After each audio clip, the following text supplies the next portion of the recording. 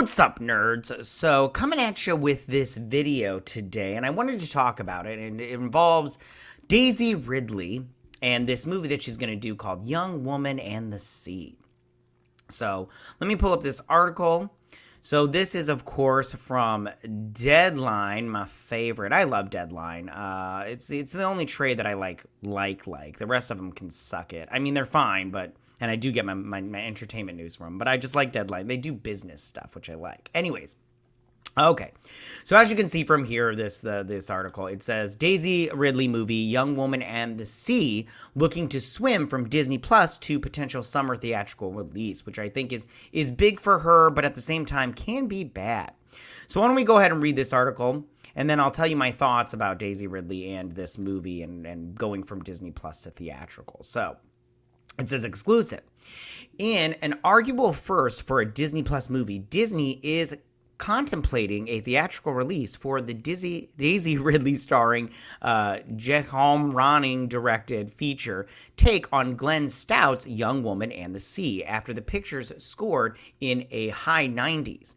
Now, Deadline is hearing that a May 31st theatrical release date is being eyed with a big global campaign, further boosted by a Summer Olympics 2024 campaign tied to the movie's Disney Plus release over the summer. Now, these dates aren't ironclad and could still be flexible. Presumably, talent needs to be looped in on their deals as this film goes from streaming to theatrical. And that is how it would go. They would need to maybe redo their deals because if you remember Scarlett Johansson, her deal for her Black Widow movie was for theatrical, not theatrical and Disney Plus. And so she sued, because she was like, guys, you didn't say anything about getting this on streaming. So yeah, all right, let's continue with this, and then I'll tell you my thoughts, some more of my thoughts. Anyways, recently, another inspiring sports drama from Amazon MGM. George Clooney's The Boys in the Boat, which, by the way, it is such a good movie, you guys, Boys on the Boat. I suggest watching it. It's very good. When it comes to 2024, the theatrical product, the year can't have enough. More titles continue to be added, i.e. Universal's Monkey Man in early April and Amazon MGM Studios' Blink Twice in the late August.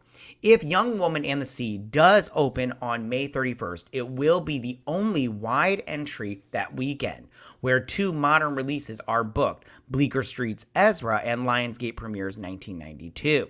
The Jeffrey Nathanson scripted drama chronicles the daring journey of the first woman to ever swim across the English Channel. Now, Gertrude Trudy Edgerl, I don't know if that's how you say her name, made the 21-mile swim in 1926. Very good for her.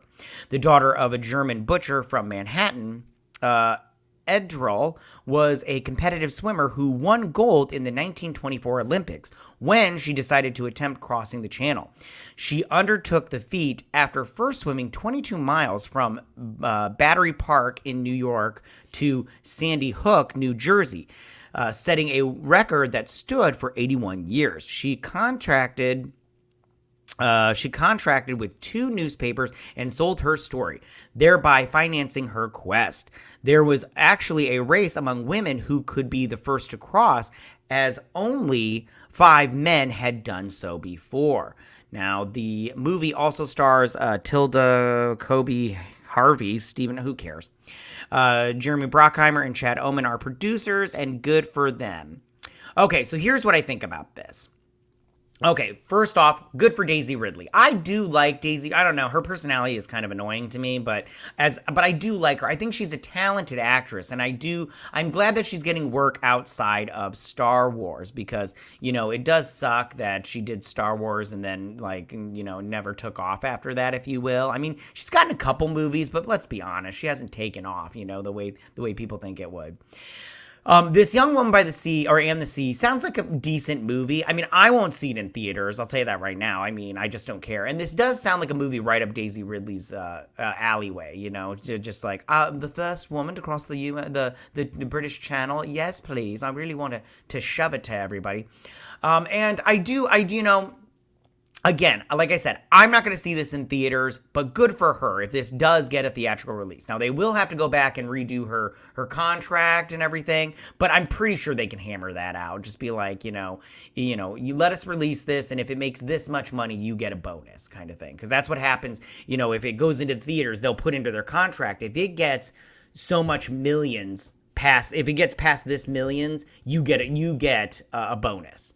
So they might do that and everything, or they might just pay her off, be like, we want to add this theatrical, we'll give you an extra $2 million or whatnot, and then she'll be like, yes, please.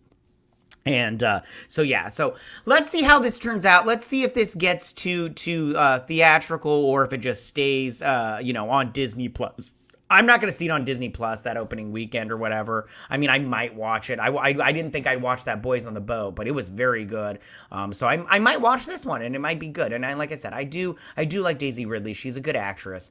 But we'll see how this turns out. All right, but tell me what you guys think. Do you think this is a good idea, bad idea? Will you go see Young Woman and the Sea starring Daisy Ridley in theaters? Or are you just going to be like, forget that noise. I'm going to watch it on Disney Plus because it's free. I'm free and everything. But tell me what you guys think about this. Go ahead and leave all your comments in that section down below. If you like this video, go and hit that like button. I won't mind. If you're my channel, please hit that subscribe button. I'd greatly appreciate it. And we'll see you guys on my next video. You guys have a good day. Bye.